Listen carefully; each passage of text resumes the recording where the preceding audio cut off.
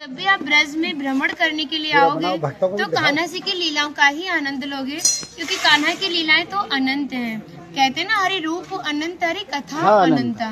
लेकिन जब भी आप भांडीर वन में प्रवेश करोगे, कभी शास्त्रों का अध्ययन करोगे या किसी के मुखार विंद से श्रवण करोगे तो ज्ञात होगा कि भांडीर वन में एकमात्र लीला नहीं है, यहाँ पे हमारी 14 लीलाओं का उल्लेख है। प्रथम लीला श्री जी के विवाह की मानी जाती है, लेकिन सबसे बड़ा ग्रंथ श्रीमद् भागवत जी को माना जाता है।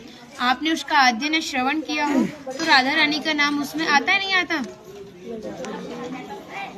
श्रीमद् भागवत में नहीं आता, बिल्कुल नहीं आता, क्योंकि सुखदेव जी राधा रानी को परम गुरु मानते थे।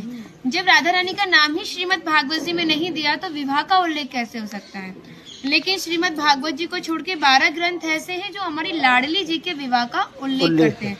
लेकिन जिस भांडीर वट के नीचे आप खड़े हो, इसका श्रीमद् भागवत जी के 10वें स्कंद के 18वें अध्याय में 22वां श्लोक कि बृहंतो बाहि मानस्य 4 यंत्रस्य गोदनम भांडीरकम नाम बटम जम्बू कृष्णम प्रोग्राम, यानी वृक्ष द्वापर युग में बहुत विशाल था, 4 योजनों में फैला हुआ था। इसकी जो सीमा थी वो 15 किलोमीटर में थी, तो इसको पंचकोशीय वृक्ष के नाम से भी जानते थे।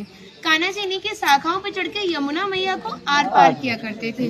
मान्यता है कान्हा जी की जो 9 लाख गाय थी, दोपहर के समय इसी वृक्ष के नीचे बैठ के विश्राम करती थी। तो माताएं जो भी माखन, मिर्ची, रोटी इत्यादि प्रसादम में रख देती थी, सभी ग्वाल वाल एकत्रित होकर दोपहर का भोजन करते थे। और भांडीर वन में सबसे बड़ा विशेष पर इसी प्रसादी का बताया गया है, क्योंकि आप कभी किसी विवाह में जाते हैं तो बिना अन्न प्रसादी के नहीं आते। आप तो लाडली जी के विवाह स्थल ही आए हो। यहाँ पर जो दुर्वासा मुनि थे, जो दूब घास होती है उसी का रसपान करते थे। ब्रज की गोपियों ने इसी वट वृक्ष के नीचे उनको 56 प्रकार के व्यंजन खिलाए थे। यहाँ पर राधा कृष्ण में मल्ल युद्ध हुआ था, उसमें ये तय था कि जो भी हारेगा उसको भंडारा करना होगा।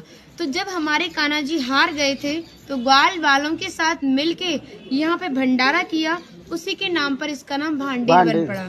यहाँ पर ब्राह्मण पत्नियों ने भी कान्हा जी को भोजन प्रसादी खिलाई है, और ठाकुर जी ने ब्रजवासियों से ये टुकड़े मांग के पाए थे, तभी नाम दिया था इसका मधुकरी। मांग के पाना मतलब मधुकरी। तभी शास्त्रों में ब्रजवासियों को अपना हृदय बताया और कहा कि जब तक ब्रजवासी की कृपा नहीं होगी, ठाकुर जी की कृपा बहुत दूर की बात है। यानी सर्वप्रथम ब्रजवासी की कृपा होना बहुत जरूरी है, जब ही हमारे ठाकुर जी हमारे ऊपर कृपा करते हैं। हमारी राधा रानी ने स्कंद पुराण में इस स्थान के बारे में ये कहा था कि जो भी गुप्त वृंदावन आएगा वो मोक्ष को प्राप्त होगा। यानी भांडीर वन को ही उन्होंने गुप्त वृंदावन कह के संबोधित किया।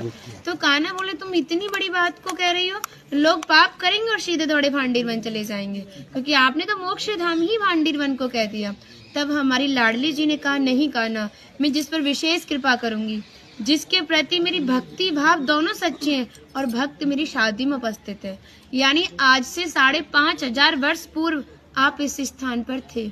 मनुष्य तो कोई था नहीं, तो अपने आप को कीड़े मकोड़े, घास फूस, पतझड़ इत्यादि अपने आप को मान सकते हो। जो भक्त उनकी शादी में उपस्थित था वो भक्त कई बार वृंदावन आएगा, जब जाके गुप्त वृंदावन आएगा, और डायरेक्टली नहीं, किसी न किसी के माध्यम से। इस स्थान तक पहुंचने के लिए माध्यम का होना बहुत जरूरी है, और सारा श्रेय भी माध्यम को जाता है, क्योंकि माध्यम ही हमें ऐसे दिव्य स्थान पर पहुंचाता है। और जो भी भक्त भांडीर वन में प्रवेश करेगा, प्रवेश करने से जो कान्हा ने 14 लीला भांडीर वन के अंदर की हैं, उनके दर्शन मात्र का फल प्राप्त होगा। और जो भी यहाँ की एक किनका प्रसादी पाएगा और एक रात्रि निवास करेगा, वो इस ब्रज गौलोक धाम से वैकुंठ गौलोक धाम को जाएगा, क्योंकि जो हमारे ठाकुर जी ने गौलोक धाम को इस 84 कोस में ही बांटा है। आप यहाँ पे जो भी दर्शन करोगे वो प्रकृति की देन के हिसाब से और मानव निर्मित दर्शन है, लेकिन आप गौलोक धाम में जो भी दर्शन करोगे वो ठाकुर जी के हिसाब से है। जैसे गर्ग संहिता के 6वें अध्याय का नाम है गौलोक खंड, आप उसका अध्ययन करोगे तो भांडीर वट का एक दिव्य वर्णन का अध्ययन करोगे। कहते हैं गौलोक धाम में ब्रिजा नदी के किनारे भांडीर वट है, यानी यमुना मैया का नाम ही गौलोक धाम में ब्रिजा है। तो यहाँ पर भी आप एक भांडीर वट के दर्शन कर रहे हो। कहते हैं लोकनाथ प्रभु जी ने कहा है कि अगर भक्त इस भांडीर वट का दर्शन कर ले, दर्शन मात्र से, स्पर्श की तो बात बहुत दूर की बात है, दर्शन मात्र से ही उसे दोबारा गर्भ में जाना नहीं पड़ता। यानी भक्त 84 लाख योनियों से मुक्त होके मोक्ष को प्राप्त करता है। बोलो राधे राधे। राधे इनका माता जी का नाम है इंदु लेखा, जो भगवान की राधा रानी की 8 सखियां थी उनमें से एक है ना। और मन नहीं कर रहा कितनी तारीफ करे, वो है नहीं इसलिए बोल नहीं रहे, कृपा कारण स्टार्ट कर दिया। हम सब केवल बाजरे की रोटी खिला रही हो, तुम सच में राधा रानी हो। और ऐसा आशीर्वाद दो हम सबको, सच में ऐसा आशीर्वाद दो कि हमारी मैया भी, हमारी सब माताएं भी थोड़ा थोड़ा जिनसे ये मिलें।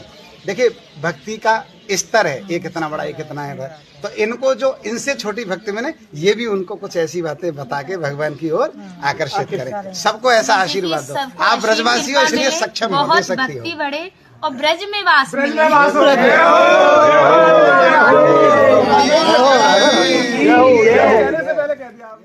बनी श्री राधा मोहन